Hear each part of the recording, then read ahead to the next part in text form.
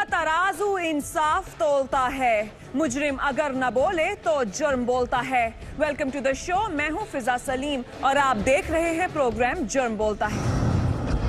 अगर कोई अजनबी इंसान आपको सोना बेचना चाहे और वो भी मार्केट से कम कीमत पर, तो समझ जाइए दाल में कुछ काला है। उसकी ये मेहरबानियां, ये मोहब्बतें बगैर किसी वजह के नहीं हो सकती। उसका ये प्यार खतरे की दस्तक है।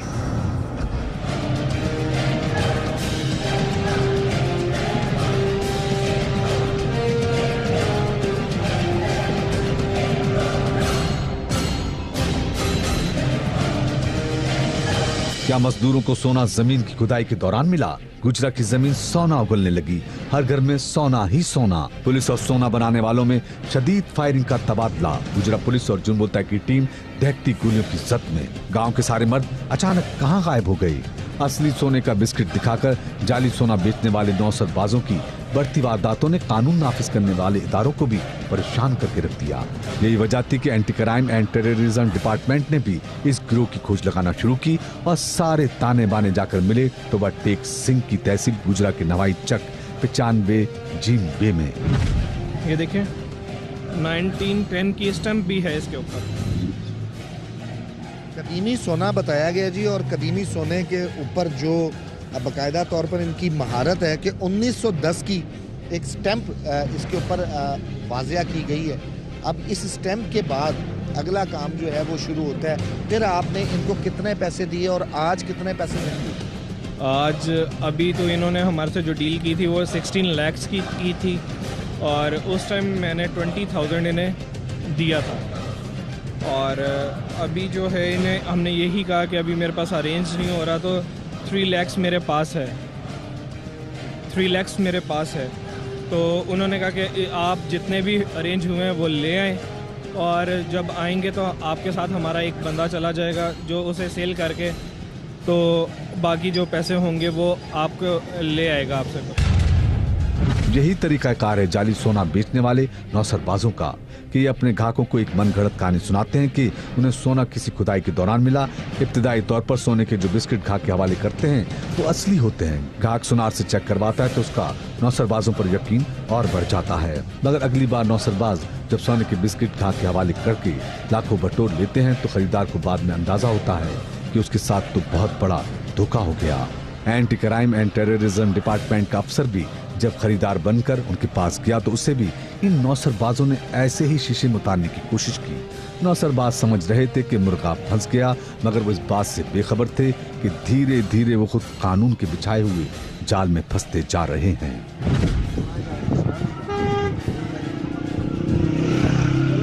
जिस तरह का अपना मोबाइल रखा ना, इंशाल्लाह तेरा ਭਰਾ तेरे लिए इस तरह का मोबाइल बड़ी मेहरबानी, बड़ी मेहरबानी। मैं इस बात ਭਰਾਵਾਂ ਦੇ ਨਾਲ इंशाल्लाह चंगा चलसे, ਅਸੀਂ ਤੇਰੇ ਨਾਲ ਚੰਗਾ ਚਲਸੀਏ। ਮੇਰਾ देख वीर शाह जी ਜਿਹੜੀ ਗੱਲ ਹੁੰਦੀ ਹੈ ਬੰਦਾ ਮੂੰਹ ਤੇ ਕਰੇ। बिल्कुल एक गल ਕਿੰਨੇ ਕਿੰਨੇ ठीक है। मसला है वे असा ते निजामन दिता है उस नाम दा। बिल्कुल ठीक है, असा जाना कब्रे बस।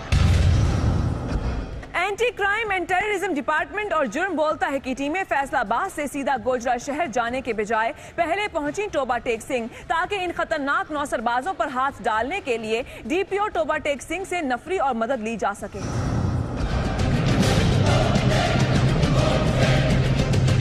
डीपीओ साहब से मिलने के लिए, लेकिन डीपीओ साहब लाहौर ओवरसीज की मीटिंग पर गए हैं और अब हम डीएसपी हेडक्वार्टर से मिलने लगे हैं जो कि महमूद हारून साहब हैं, और अब उन्हें हम बताएंगे कि हमें जो है नफरी की ज़रूरत है, लीड के जवान, और फिर अगर वो हमें नफरी देते हैं तो हम मुतलका गांव जाएंगे और ऑपरेशन को जो है यकीनी बनाएंगे और उन नौसरबाजों को गिरफ्तार करवाएंगे। हमने डीएसपी हेडक्वार्टर को सारी सूरत हाल से आगाह किया तो उन्होंने भी गुजरा के इस गाँव में रहने वाले नौसरबाजों की मौजूदगी का इकरार किया और बताया कि पहले भी उनके खिलाफ कार्रवाइयां होती रही हैं और आज जुर्म बोलता है की टीम और anti crime and anti terrorism department के साथ मिलकर एक बार फिर भरपूर कार्रवाई की जाएगी। हाल ये है कि एसएचओ सदर पहले जब हम लोग यहाँ पर आए तो डीएसपी साहब ने उनको भी बुला लिया। अब वो सिविल वर्दी में आ चुके हैं और उनके साथ कुछ पुलिस अहलकार मुसल्ला सिविल वर्दी के अंदर यानी कि सफ़ेद पारचा जात में साथ जाएंगे। इनके हमरा क्योंकि इनकी डील उनके साथ चल रही है। इनके साथ 2 पुलिस एहलकार मुसल्ला जाएंगे। आतिफ साहब जो कि डीएसपी हैं गोजरा डिवीज़न के। आतिफ भाई, ये जो मामला है, आप भी तकरीबन 2 साल से यहाँ पर तैनात हैं। कितने बार सुना है आपने कि लोग लूटे जा रहे हैं और ये लोग फ्रॉड पे फ्रॉड कर रहे हैं, और पुलिस ने अब तक क्या किया? ये उस पर इन पर काफ़ी दफ़ा रेड्स की, कंबाइन किस्म का सारी नफरी के साथ बड़े लोग अरेस्ट हुए, बार उन पर पर्चे भी हुए, कार्रवाई भी हुई। अब तो काफ़ी कर्टेल हुआ है इनका मामला, लेकिन फिर भी क्योंकि ये लालच को एक्सप्लॉइट करते हैं, हर किस्म का समझदार बंदा भी इनके चक्कर में आ जाता है। जो इंडिविजुअल केसेस हैं उन पे मतलब अभी भी बंदे गिरफ्तार भी होते हैं, रिकवरी स्पीड होती हैं, लेकिन ये भी अपने काम से बाज नहीं आते और हम भी कार्रवाई करते रहते हैं। और यूँ आज फिर एक नई कार्रवाई के लिए रेडिंग पार्टी तश्कील दी गई। मुज़ाहमत के खतरे के पेश नज़र एलीट फोर्स को भी कॉल कर दी गई। उनसे कहें कबूतरों वाला चौक में उधर आके ठहरेंगे, मेरी कॉल का इंतज़ार करेंगे, और जो भी साथ इंचार्ज है वो मेरे साथ रब्ता कर ले मोबाइल नंबर। लीड को भी जी जिस तरह मैंने बताया था कॉल कर दी गई है, और अब यहाँ से मूव करना है और प्राइवेट गाड़ियाँ ही इस्तेमाल की जा रही हैं। पुलिस एहलकार कुछ इस गाड़ी में होंगे, कुछ हमारी गाड़ी में होंगे, और इसी तरह इनकी भी वो शर्ट को चेंज करवा दिया गया, और अब ये कस्टमर बन के आगे जाएंगे। आपकी गाड़ी कहाँ पे? वो समय अब आपके साथ 2 पुलिस एहलकार जा रहे हैं। भरपूर तैयारी इसलिए जरूरी थी कि नौसरबाजों का ये गिरोह सिर्फ चंद अफराद पर मुश्तमिल नहीं था, बल्कि पूरे का पूरा गांव इस धंधे में मुलव्वस था और मुज़ाहमत यकीनी थी। थाने से तो निकल चुके हैं, अब सूरत हाल ये है कि अगली गाड़ी में गाहक बनकर जाने वाला अली, उसकी और एसएचओ की गाड़ी में तकरीबन आधे किलोमीटर का फासला है, और इसी तरह एसएचओ सदर गोजरा का हमें भी यही पैगाम मिला कि हमारी और उनकी गाड़ी का भी फासला रहे, क्योंकि ये मुल्ज़मान इंतहाई चालाक हैं और इनका जो ग्रोह है वो इस कदर मुनज़्ज़म है कि गांव की हदूद से लेकर अंदर तक हर शख्स उनका मुखबर भी है, उन्हें इतला देने वाला भी है। इसी वजह से हमने अपनी गाड़ी के बैक मिरर्स के ऊपर बाकायदा तौर पर ब्लाइंडर्स भी लगा लिए हैं ताकि कैमरा अंदर नज़र ना आए, और साथ ही साथ माइक को भी अब नीचे रखकर बाकायदा सिर्फ और सिर्फ खामोशी से ट्रैवल करेंगे और देखेंगे, और जब अगर कोई सूरत हाल ख़राब हुई तो फिर हम सभी लोग रेस्क्यू करने के लिए अगली गाड़ी को पहुंचेंगे, और साथ ही साथ एलीट को भी कॉल कर दी जाएगी। क्योंकि पूरा गांव हत्ता के गांव की खवातीन भी इस धंधे में बराबर की मुलव्वस थी और गांव की तरफ बढ़ने वाली हर गाड़ी पर नजर रखी जाती थी। इसलिए छापामार टीम को निहायती एहतियात के साथ आगे बढ़ना था ताकि नौसरबाजों को हल्की सी भी भनक न पड़े, और यही वजह थी कि मकामी थाने की पुलिस को भी इत्तला नहीं की गई क्योंकि छापे की खबर लीक होने का खदशा था। सूरत हाल ये है जी कि पीछे अली की गाड़ी खड़ी हो चुकी है, एसएचओ और हमारी गाड़ी उन्हें क्रॉस कर चुकी है, और जिस स्टॉप पे वो खड़े हुए हैं वहाँ पे एक खातून मोबाइल फ़ोन पे बात कर रही थी जो कि यकीनी तौर पर उन्हीं को इतला दे रही है। अब हम लोग थोड़ा सा आगे जाकर गाड़ी को मोड़ेंगे। वो एसएचओ साहब ने अपनी गाड़ी को टर्न ले लिया, और अब हम उनसे भी थोड़ा सा आगे जाके अपनी गाड़ी को टर्न लेंगे। गाड़ी एसएचओ साहब की भी, इसके अलावा वो जो सामने से एक सफ़ेद रंग की गाड़ी आ रही है, ये भी गाड़ी हमारे साथ ही है, और अब ये भी आगे से मोड़कर जो है पीछे जाकर खड़ी करेंगे ताकि जितना बैकअप है वो बहुत स्ट्रॉन्ग रहे। आधा घंटा इंतज़ार करने के बाद जी, गाड़ियाँ मोड़ने के आधा घंटे के बाद एसएचओ साहब निकल पड़े हैं, और अब ये मालूम नहीं है कि आगे कोई रास्ता हुआ है या नहीं, लेकिन बहरहाल एसएचओ से एक मुनासिब फासला रख के जुर्म बोलते की टीम भी निकल पड़ी है। सारी कार्रवाई प्लानिंग के मुताबिक हो रही थी और आखिरकार पुलिस को एक सिरा मिल गया।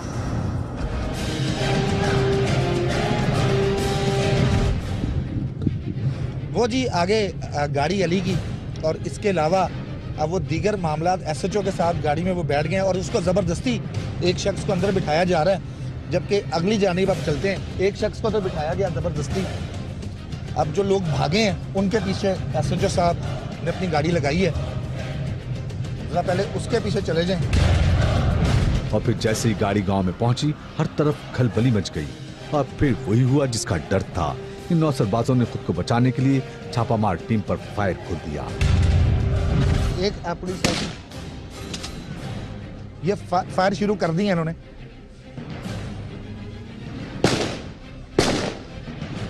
ये पुलिस की जानिब से फायर और दूसरी जानिब मुल्जमान की जानिब से भी फायर हो रहे हैं।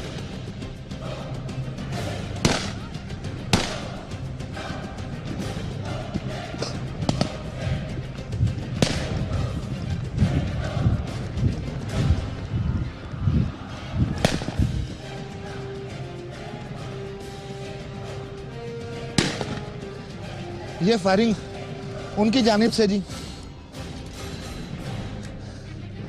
क्लैशन और पिस्टल के फायर। एक बंदा वो भाग रहा है, वो भाग रहा है जी, वो आबिद वो भाग रहा है।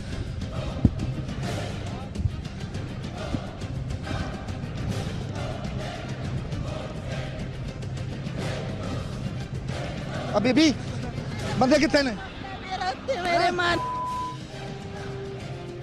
अलीट की गाड़ियां भी आ रही हैं जी। वो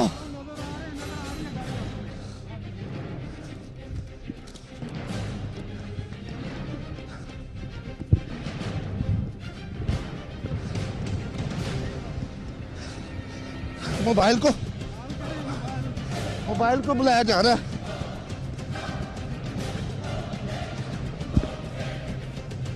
ये सारे का सारा गांव इसी नौसरबाजी के हवाले से खासा मशहूर है पूरे पाकिस्तान भर में।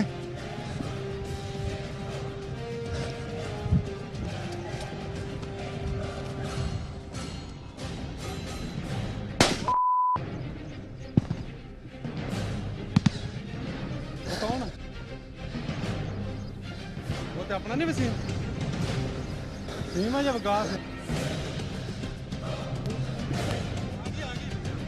लीड आ गई है। 3-4 मुल्जिमान तो पकड़े गए, लेकिन हैरत वाली बात ये थी कि देखते ही देखते पूरे गांव के मर्द गायब हो गए और पीछे रह गई सिर्फ औरतें। मगर जूं जूं छापामार टीम आगे बढ़ी, एक एक करके सारे पर्दे उठते गए। ये हराम के पैसों से बन रही है ये बिल्डिंग्स, ये बड़ी बड़ी कोठियाँ, कोई कारोबार नहीं इन लोगों का। ये इधर देखें जी, ये देखें, ये सोने की, ये इसके पास से ये कहाँ से निकला इधर? ये सोना, ये आर्टिफिशियल ज्वेलरी। ले लो आजा चाचा। छोड़ देंगे। नौसरबाज छापामार टीम को देखकर ऐसे सरपट दौड़े कि उनके पास मौजूद सोना इधर उधर बिखर गया। ये देख, ये जब ये लोग भागे हैं तो ये इनके पास से ये कांटे वगैरह हर चीज अब जमीन पर से मिलना शुरू हो चुकी है कि कितने बड़े पैमाने पर ये जाली सोने का काम कर रहे हैं। ये देखिए, यूं मुख्तलिफ घरों की तलाशी के दौरान बहुत सारे सबूत पुलिस के हत्थे चढ़ गई। ये छापा तकरीबन अपने इख्तिताम पर था कि मकामी थाने की पुलिस भी पहुंच गई। अच्छा इनका एरिया है। अच्छा, ये मुतलका एसएचओ, ये मुतलका एसएचओ। मकामी थाने के एसएचओ के चेहरे के तासुरात बता रहे थे मौसूफ अचानक पड़ने वाले इस छापे पर खासे हैरान और परेशान हैं। मगर उनकी ये परेशानी अब छापे की राह में रुकावट नहीं बन सकती थी, क्योंकि छापामार टीम का रेड तकरीबन मुकम्मल हो चुका था। जी, थाना गोजरा के सदर थाने में हम लोग पहुंच चुके हैं और ये अली साहब जो कि एक शख्स को लेकर, अली क्या हुआ था, क्योंकि हम लोग तो फिर आगे गांव में ऑपरेशन के लिए चले गए, आगे क्या हुआ था जब आप पहुंचे तो क्या कुछ हुआ? पहले पहुंचे तो वो एक हमें दूर से खड़े इशारे कर रहा था, तो जैसे ही हमने पास बुलाया उसे बड़ी मुश्किल से, तो जैसे ही वो पास आया तो मेरे साथ एक पुलिस एहलकार थे, उन्होंने बाहर निकलते ही उसे पकड़ लिया। जैसे ही हमने उसे पकड़ा है तो वहाँ से फायरिंग शुरू हो गई है। फायरिंग के बाद क्या कुछ हुआ और कैसे कानून नाफिज करने वाले इदारों के बहादुर जवानों के सामने नौसरबाजों की एक न चली, वो सब कुछ आपके सामने है। जी, ये थाने के अंदर हम लोग पहुंच चुके हैं और अब शुरुआत जहां से हुई, जिस तरह जो है बाहर अली ने बताया, तो वो जो हमने फुटेज आपको दिखाई थी स्पाई कैम की फुटेज, खड़े हो जाओ भाई, खड़ा हो जा। की ना मोहम्मद असलम जी, ਇਹਨਾਂ ਕੋਲੋਂ ਕੀ ਲੈਣਾ ਆ? देखो हाँ सच्ची बड़ी बड़ी बिल्कुल अक्की गल करांगा जी। मैं शायद रंगा फिर मैंने बंदे ने आख्या लाख पिछे तुम 10,000 रुपया देवांगे ਤੇ ਇੱਦਾਂ ਕੰਮ ਹੈਗਾ, ਤੂੰ ਕਿੱਥੇ ਮੱਖੀਆਂ ਡਾਉਂਦਾ ਫਿਰਦਾ, ਤੂੰ ਸਾਡੇ ਕੋਲ ਆ, ਤੇ 5 ਮਿੰਟਾਂ ਦਾ ਕੰਮ ਹੈਗਾ ਸਾਰਾ। ਤੇ ਮੈਂ ਕਿਹਾ ਠੀਕ ਹੈ ਜੀ। ਮੈਂ ਉਹਨਾਂ ਦੀ ਗੱਲ ਪਿੱਛੇ ਲਾਲਚ ਜਾ ਕੇ ਉਹ ਬੰਦੇ ਹੈਗੇ ਨਹੀਂ ਸਾਡੇ ਪਿੰਡ ਦੇ ਹੈਗੇ, ਨਾਮ ਨਾਲ ਈਸਾ ਹੈਗਾ, ਠੀਕ ਹੈ, ਰਫੀਕ ਹੈਗਾ। ਹਾਂਜੀ ਬਿਲਕੁਲ ਬਿਲਕੁਲ ਸਹੀ। ਜਿਹੜੇ ਮੇਨ ਬੰਦੇ ਮੈਂ ਉਹਨਾਂ ਦੇ फ्रॉड करना ਹਾਂਜੀ ਫਰਾਡ ਕਰਦੇ ਨੇ। कितने अरसे ਉਹ ਸਾਰ ਜੀ ਉਹਨਾਂ ਨੂੰ कम से कम 5-6 साल ਤੋਂ ਜ਼ਿਆਦਾ ਹੀ ਹੋ ਗਏ। 5-6 सालों से शहरियों को बेवकूफ बनाने वालों का बुरा वक्त अब शुरू हो चुका था। अगरचा पकड़े गए तमाम मुलजिमान अपनी बेगुनाही का रौना रोते रहे, लेकिन जुर्म बोलता है। ये जी जाली सोना, और ये वो जो कि जिसके ऊपर से काम शुरू हुआ, ये सोने का वर्क, अब ये मोबाइल सिम्स और ये सोने के बिस्किट, ये सोने के बिस्किट ये जो बनाए जाते हैं, और ये सोने की चेनें, लॉकेट, चेन्स। सईद अख्तर साहब, क्या अब अख्तर सईद साहब आपको क्या लगता है क्या होगा? और पुलिस ने बहरहाल, मैं एक बार फिर से आपका शुक्रिया भी अदा करूँगा, डीएसपी साहब का भी, कि आप लोगों ने इंतहाई जिम्मेदारी के साथ ये काम किया। इसके लिए हम आपको मुबारकबाद भी देते हैं। और आप लोगों ने और आपकी टीम ने अपनी जान की परवाह नहीं की। अब इनके खिलाफ मुकदमा किन दफात के तहत? इंशाल्लाह हम ये डिकेटी की दफात में इनके खिलाफ मुकदमा दर्ज करेंगे और इनसे वो तमाम लोगों के नाम लेंगे जिन्होंने फायरिंग भी उधर की है और जो ये धंधा मकरूह धंधा कर रहे हैं, और इनका कला कमा करेंगे इंशाल्लाह। इसके ऊपर जो फायरिंग हुई है सर, उसका दफात शामिल कीजिए। वो शामिल की जाएगी डेफिनेटली। और वो असला भी बरामद कराया जाएगा, जिस तरह ईसा और दीगर लोगों का नाम। असला के लिए मैंने अभी भी एक टीम रवाना की हुई है, इंशाल्लाह वो शाम तक रिकवर हो जाएगा। उम्मीद है गोजरा पुलिस चक नंबर 95 जीम बे में बरसों से सरगर्म नौसरबाजों को उनके ठिकाने तक पहुंचाकर ही दम लेगी। और आपसे गुजारिश है कि सोने के नकली बिस्किट बेचने वाले ऐसे नौसरबाजों से होशियार रहें, क्योंकि इन फ्रॉडियों का ये धंधा तभी फलता फूलता है जब हम आंखें बंद कर लेते हैं।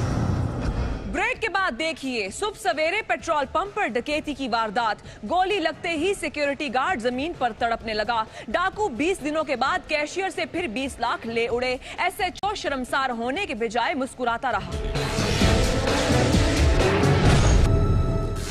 मौजूदा सूरत हाल देखकर यूं लगता है जैसे अमन हमसे रूठ गया हो। हर तरफ डाकू राज है। कौन कौन सी दास्तान बयान की जाए।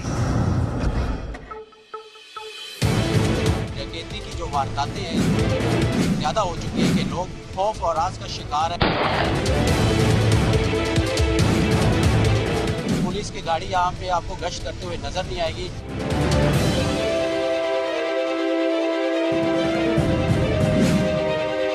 मैं इस वक्त रावलपिंडी के इलाका कचहरी की हदूद में मैं इस वक्त मौजूद हूँ और ये मेन शाहराह है, कैंट का ये इलाका है और पंप पे मैं मौजूद हूँ। यहाँ आने का मकसद ये था, हम एक रिपोर्ट पे काम कर रहे हैं, वो ये कि डकैती की जो वारदातें हैं, जो क्राइम में बढ़ती हुई इशारा है यहाँ पर इस इलाके में, वो इतनी ज़्यादा हो चुकी है कि लोग खौफ और राज का शिकार है यहाँ पर। इस इलाके में शहरी ना बाहर महफूज है और ना ही घरों के अंदर।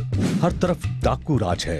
हत्ता के एक हफ्ते में इसी एक इलाके के 5 घरों में डकैती हो गई। पेट्रोल पंप तो डाकुओं का खास हदफ है, जहां दिन रात इलाके का गश्त करना डाकुओं ने अपना मामूल बना लिया है। वहीं हैरानी की बात यह है कि पुलिस ने गश्त करना छोड़ दिया है। डकैतियों की ये रुझान है यहाँ पर। उसके बाद हम इस पेट्रोल पंप पे आए। यहाँ पे आने का मकसद ये था कि दिन दिहाड़े इस पेट्रोल पंप को भी लूटा गया और वो कैसे लूटा गया था वो मैं आपको दिखाऊंगा फुटेज में। और करीब ही सबसे अहम बात जो ये है कि इसके पंप के करीब ही यहाँ पर आरपीओ का दफ्तर है। यहाँ पे पुलिस के जो आला ऑफिसरान है वो यहाँ पे मौजूद है। ऑफिसरान के ऑफिस तो यहाँ पे मौजूद है, लेकिन पुलिस की गाड़ी यहाँ पे आपको गश्त करते हुए नजर नहीं आएगी। पुलिस गश्त करती तो फिर डाकू यूं दनदनाते ना फिरते, यूं बिला खौफ व खतर पेट्रोल पंप पर लूट मार ना मचाते। कैसे डाकू पेट्रोल पंप पर आए, कैसे यकबाल बनाया अमले को, मुजाहिमत पर कैसे सीधे फायर खोल दिए। कौन बना निशाना, कौन भाग निकला, मुलाहिजा कीजिए इस खौफनाक वारदात का सारा अहवाल। मेरे साथ इस पेट्रोल पंप के मुलाजिम मौजूद है जो कि उस वक्त इस जगह पे मौजूद था जब ये वारदात यहाँ पे हुई। दिन दिहाड़े डाकू आए जिन्होंने लूट मार की। मैं इनसे थोड़ी सी बात करूँगा। मुझे ये बताएं कि आप उस वक्त यहाँ पे मौजूद थे, वो लोग कैसे आए और क्या खौफ और रास्ता, उन्होंने कोई फायरिंग की, कोई जानी नुकसान हुआ, कोई माली नुकसान हुआ, यहाँ पे थोड़ा सा बताएं। ये सुबह तकरीबन 5:35 का टाइम था। उस टाइम पे एक बाइक वाला पेट्रोल डालने आया वो बाइक निकला, सीबी एक सुजुकी वाले ने पेट्रोल डाला। सीसीटीवी फुटेज के ये मनासिर देखिए। जैसे ही सुजुकी वाला पेट्रोल डलवाकर आगे निकला तो 3 मोटरसाइकिल सवार पेट्रोल पंप पर पहुंचे, जिन्होंने अपने चेहरे ढांप करके थे। ये वो बाइक है और ये तीनों सवार है बाइक के ऊपर, 1, 2 और 3। मेरा कैमरामैन आकर दिखा इसको क्लोज कर। ये 3 डाकू हैं, एक ने हेलमेट लिया हुआ है और बाकी जो 2 हैं उन्होंने चादरों से अपने चेहरे जो है वो लपेटे हुए हैं ताकि किसी को शक ना हो, कोई पहचान ना ले इनको। और ये दो डाकू इस तरह अंदर आए हैं। अच्छा, ये पिस्टल निकाला है, ये देखिए ये पिस्टल उसने निकाला और ये सेलमैन जो खड़ा है यहाँ पे इसको गन पॉइंट पे अंदर लेकर आए हैं। डाकुओं ने अंदर पहुंचकर कैशियर से कैश छीना तो कैशियर और सिक्योरिटी गार्ड ने मजाहमत की, जिस पर डाकुओं और अमले में हाथापाई शुरू हो गई। ताहम डाकू 7 लाख रुपए छीनकर फरार होने में कामयाब हो गए, लेकिन जाते जाते एक और जुर्म ढा गए।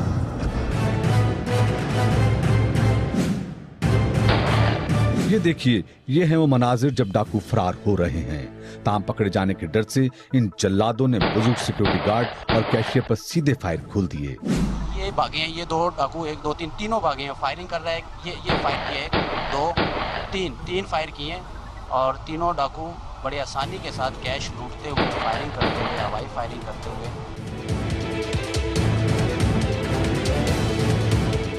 ये वो शीशा जिस पर फायर लगा और वो निशान आपको नजर आ रहा है कि ये बिल्कुल टूट चुका है। यहाँ पे एक फायर लगा और एक फायर जो है वो सिक्योरिटी गार्ड को लगा। ये है सीसीटीवी कैमरे के वो मनाजिर जब सिक्योरिटी गार्ड डाकू का ताकुब करता बाहर आया तो उनकी गोलियों का निशाना बन गया। ये सिक्योरिटी गार्ड है जिसने, ये देखिए ये सिक्योरिटी गार्ड को गोली लगी है पीछे से। जब उन्होंने 3 फायर किए हैं, वो 3 फायरों में से एक फायर गनमैन जो सिक्योरिटी गार्ड था इस पेट्रोल पंप का, इसको लगा और ये जख्मी हो चुका है। जख्मी होते हुए ये लड़खड़ा रहा है और ये गिर चुका है यहाँ पे। और इसके हाथ में जो राइफल थी वो इन्होंने बाहर साइड पे रख दी और वो खुद गिर चुका है क्योंकि ये जख्मी हो गया। जख्मी होने के बाद इसको कहाँ लेकर गए आपको? सिविल अस्पताल। यहाँ पे वर्कर आए हैं, सेलमैन आए हैं जो कि खुद खौफ का शिकार थे। अब इनको उठा के ये लोग हॉस्पिटल लेकर जाएंगे। ये जिस सूरत हाल है सारी रावलपिंडी शहर की, जो कि यहाँ पे रावलपिंडी में जो कुछ हो रहा है, जिस तरह डाकू दिन दिहाड़े आते हैं और मासूम लोगों को लूटने के बाद बड़ी आसानी के साथ फरार हो जाते हैं और दनाते हैं, फायरिंग करते हैं, लोगों को मारते हैं, जख्मी करते हैं। उसकी ये नहीं देखते कि इसके कितने बच्चे हैं, ये शख्स कौन है, कहाँ से आया, लेकिन उन्होंने अपना मफाद देखना है, लूटमार करनी है और लूटमार करने के बाद वो फरार हो जाते हैं। डाकू फरार हो गई और इस बुजुर्ग सिक्योरिटी गार्ड को अस्पताल मुंतकिल किया गया, लेकिन वो जख्मों की ताब न लाते हुए सिक्योरिटी गार्ड जान की बाजी हार गया। डाकुओं ने एक इंसान की जान ले ली और 7 लाख रुपया लूट लिया, लेकिन उसके बाद कानून के रखवालों ने क्या किया? पुलिस ने क्या किया? रपट दर्ज कराइए, अभी तक कुछ भी नहीं है। ये सिर्फ रपट ही दर्ज करती है, उसके बाद कुछ नहीं करती। अभी तक कुछ नहीं किया, अभी तक कुछ भी नहीं। कोई एक डाकू भी नहीं पकड़ा, कोई भी एक भी नहीं पकड़ा। जी हाँ, 20 दिन गुजर गए लेकिन पुलिस हाथ पर हाथ धरे बैठी रही। ऐसे में डाकुओं का हौसला और बुलंद हो गया और उन्होंने 20 दिन के बाद इसी पेट्रोल पंप के कैशियर के साथ एक और वारदात कर डाली। तकरीबन 20 दिन गुजरे हैं तो मैं जा रहा था बैंक कैश जमा कराने। कैश कितना? 21 लाख कैश थी।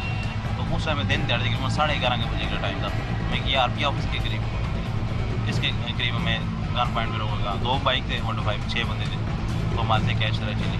ये साहब कह रहे हैं कि आपने सुन लिया है कि ये साहब कह रहे हैं कि पहले इस पेट्रोल पंप पे डकैती होती है, उसके बाद 20 दिन बाद क्या होता है कि ये साहब कैश पकड़ते हैं, लाखों रुपये इनके पास होता है और वो जाते हैं बैंक में जमा करवाने के लिए और डाकू गार्ड लगाए बैठे होते हैं और इसको लूट लिया जाता है। अगर उन 20 दिनों के दौरान अगर पुलिस थोड़ी सी इन्वेस्टिगेशन करती, थोड़ी सी हिम्मत करती तो शायद वो डाकू पकड़े जा सकते थे। थानों में शहरियों को रिलीफ मिलेगा, मुकदमात का फौरी तौर पर इंदराज और उनकी मेरिट पर तफ्तीश होगी। रिश्वतखोर और करप्ट अफसरान और अहलकारों की महकमा पुलिस में कोई जगह नहीं। अब पुलिस कल्चर तब्दील होगा। ऐसे कई दावे बार बार किए जाते हैं, लेकिन ये खोखले दावे बस दावे ही रहते हैं। लेकिन हम चुप का रोजा नहीं रख सकते। हम अवाम की आवाज हैं और हर लम्हा उनके साथ हैं।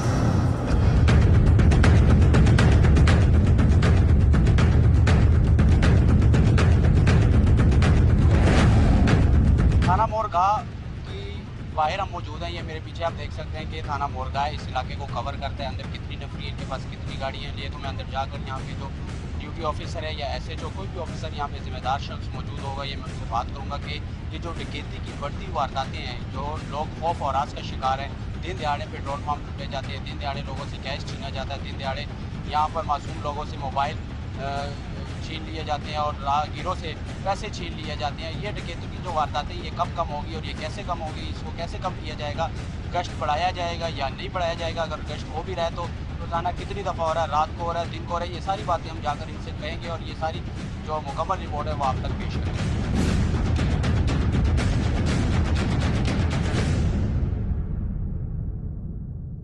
SHO साहब मौजूद हैं अंदर अपने कमरे में, मैं उनसे बात करूंगा और इनकी तैनाती कब हुई है यहाँ पे और कितना कंट्रोल इन्होंने किया, अब तक कितने गैंग यहाँ पे इन लोगों ने पकड़े हैं जो कि डकैती की जो वारदातें इससे वो कम। हम SHO के रूम में पहुंचे तो साहब किसी केस की फाइल चेक करने में ऐसे मसरूफ थे जैसे उन्हें अपने काम और अपने फर्ज से इंतहाई मोहब्बत हो। लेकिन अगर इन्हें अपने फर्ज से मोहब्बत होती तो आज उनके थाने की हुदूद में डाकू राज न होता। क्या ऐसी मुश्किलात होती है, अब इतना अर्सा हो चुका है और मतलब कि अभी तक पेशरफ्ती भी मिला है। SHO ने कोई भी वाज़ेह मौक़िफ़ देने से गुरेज किया। मौसूफ बस हीले बहानों से अपना दिफा करने की नाकाम कोशिश करता रहा। उसके बाद इस वारदात के बाद भी गैंग पकड़ा हो, ऐसी कार्रवाई हमें यह देखकर अफसोस हुआ कि SHO अपनी नाकाम कारकर्दगी पर शर्मसार होने के बजाय मुस्कुराकर हर सवाल को टालता रहा। हुकूमत हर महकमे की तश्कील नौ के प्रोग्राम बनाती है, लेकिन इतने बरस गुजर गए वो पुलिस के महकमे की एक कल भी सीधी ना कर सकी। अगर ये एक महकमा सुधर जाए तो बाकी बहुत सारे महकमे खुद ब खुद ही सुधर जाएंगे। कत्लो गारत खत्म हो जाएगी और अमनो सुकून का दौर दौरा होगा। काश कोई तो इसे सुधारने की कोशिश करे। ब्रेक के बाद देखिए, 15 दिनों का वादा 6 माह में भी पूरा ना हो सका। क्या हुकूमत ने भी लैंड माफिया के सामने हथियार डाल दिए? बाप 5 बच्चों समेत चल बसा तो क्या फिर वजीर आला पंजाब नोटिस लेंगे? यकीन मानिए, पंजाब में लैंड माफिया के खिलाफ मौसर कार्रवाइयों के दावे सुन सुनकर अब तो कान पक चुके हैं। कहा कुछ और जाता है और दिखाई कुछ और देता है। मुलाहिजा कीजिए नाम निहाद दावों और नारों का पोल खोलती एक और तहलका खेज रिपोर्ट। जुर्म बोलता है कि टीम गुजरात बाईपास के इलाके में मौजूद है और ये जो जगह इस वक्त मैं जहाँ पर खड़ा हूँ, तकरीबन 2 कनाल 12 मरले 1990 में नासिर अवान ने ये जगह खरीदी थी और नासिर अवान बैरून मुल्क जो है ओवरसीज पाकिस्तानी है, जिसने पूरी ज़िंदगी अपनी बैरून मुल्क मेहनत करने के बाद पाकिस्तान में आकर ये जगह को ख़रीदा और ख़रीदने के बाद इस शख्स के साथ कब्जा हो गया।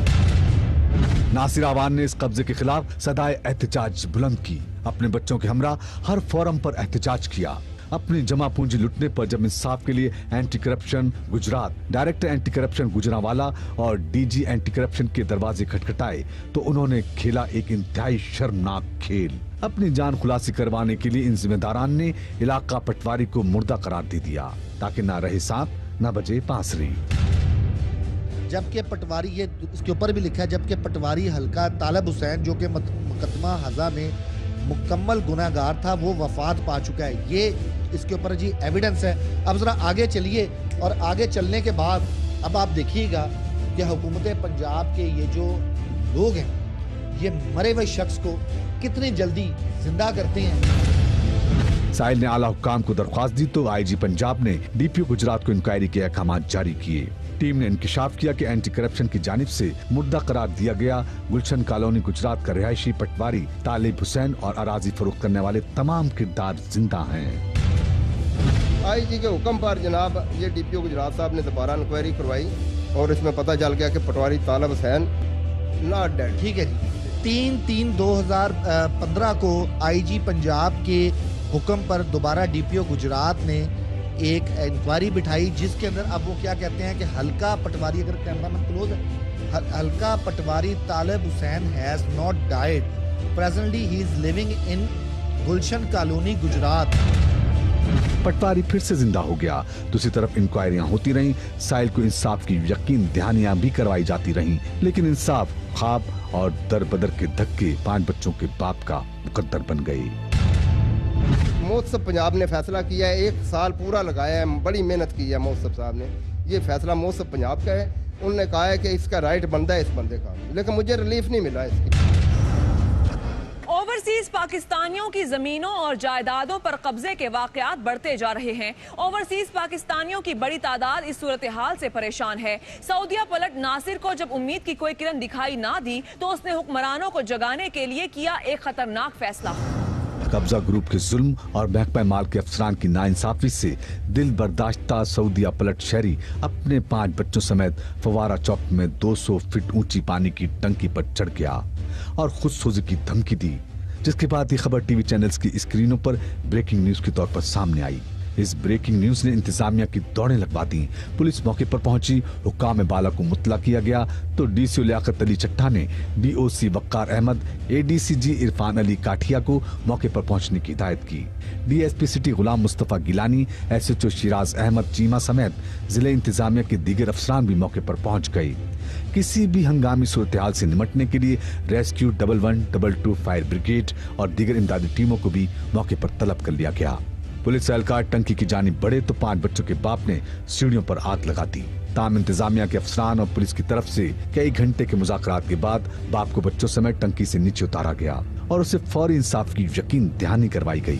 ये जब मैं टंकी पे चढ़ा हूँ तो ये इन्होंने इंतकाल पास किया कि हमने आप नीचे उतर आए, आपका मसला हल हो गया है, ये इंतकाल है, ये उस इंतकाल की कापी है 12,266, ये इंतकाल किया उसने, डेट लिखी है 6/7/2015। इस मसले के हल के लिए जिले इंतजामिया और अवामी नुमाइंदों पर मुश्तमिल बनाई गई एक खुसूसी कमेटी बनाई गई जी, और इस कमेटी के 10 रुकनी कमेटी बनी, जिसके अंदर खासे बड़े बड़े नाम हैं। लियाकत अली चट्टा डीसीओ गुजरात, राय जमीरुल हक डीपीओ गुजरात, इसके अलावा मियाँ तारिक महमूद एमपीए थे डिंगा से, वो थे, और इसके अलावा कुछ एमपीएस और जो है यहाँ की सिटी डिस्ट्रिक्ट गवर्नमेंट गुजरात की, वो इसके अंदर बैठी और इसके अंदर बाकायदा तौर पर जो एक terms of reference for committee, इसके अंदर उन्होंने सबसे पहली बात ये कि कमेटी का 100 रुपये के स्टाम्प देंगे दोनों फरीक। उसके अलावा जो दीगर दूसरी पार्टी है उन्होंने जो सिविल कोर्ट से स्टे ले रखा है वो अपना स्टे वहाँ से रिमूव करेंगे, और सबसे अहम बात कि the committee will decide probably within 15 days as per decision taken in the meeting, कि 15 दिन के अंदर ये कमेटी फैसला करेगी। 15 दिन में फैसला करने का वादा किया गया, लेकिन 15 दिन का इंतजार 6 माह तक तवील हो गया और साहिल का ज़ब्त अब एक बार फिर जवाब दे गया है और हालात का सताए शहरी किसी भी हद तक जाने को तैयार है। अगर मुझे इंसाफ ना मिला, ठीक है, मैं अपना एहतजाज पूरी दुनिया में पहले भी मैंने रिकॉर्ड कराया है, लेकिन आपको कुछ पता नहीं चला, क्योंकि आपको कुछ नज़र ही नहीं आता। किसी ने आपको बताना है कि कोई हादसा हो गया है तो आप जाएंगे उधर। मुझे 10 लाख देने के लिए मेरे घर मत आइएगा बाजू, मैं तो इधर अपना हक के लिए मार रहा हूँ। आपके मियाँ साहब जितने भी महकमे हैं, chief secretary 7 club 3 club 1 club overseas Pakistani commission में आया, उसमें इतनी जरूरत नहीं है कि वो फैसला कर सके। 1 साल से अफजाल भट्टी साहब के पीछे हों कि हम ओवरसीज पाकिस्तानी हैं, अपने मुल्क में पैसा इन्वेस्ट किया है, बराए मेहरबानी आप चेक करें। ठीक है सर, आपके साथ मजीद होएगी। ये अब मियाँ साहब ये बच्चा जो कि इनका सबसे बड़ा बच्चा है, ये आपसे कुछ कहना चाहता है। बेटा, जो आपके साथ हुआ टैंकी पर, आप भी अपने पापा के साथ गए थे, उम्मीद है कि कोई इंसाफ? अल्लाह ही करम करे, नहीं तो मुझे नहीं लगता इस मुल्क में इंसाफ मिलेगा। कब्जा ग्रुपों और पटवारी माफिया के सताए और सरकारी इदारों के डसे इस मजलूम खानदान को इंसाफ दिलवाने और इनकी आवाज बुलंद करने के लिए जुर्म बोलता है कि टीम साहिल को साथ लेकर पहुंची डीसीओ ऑफिस गुजरात। खुदा आप सबको अपने हिफ्ज़ो अमान में रखे, खुश रहें, खुश रखें। इसी के साथ ही हमारा आज का प्रोग्राम इख्तिताम को पहुंचा। आप हमें फेसबुक पर ज्वाइन कर सकते हैं, जुर्म बोलता है विद फिजा सलीम। और अगर कोई क्राइम स्टोरी हमारे साथ शेयर करना चाहते हैं तो हमारा ईमेल एड्रेस नोट कर लीजिए, jbh@airnews.tv। अपना और अपनों का बहुत सारा ख्याल रखिएगा। अपनी होस्ट फिजा सलीम को दीजिए इजाजत, लेकिन देखना ना भूलिएगा, जुर्म बोलता है। अल्लाह निगहबान।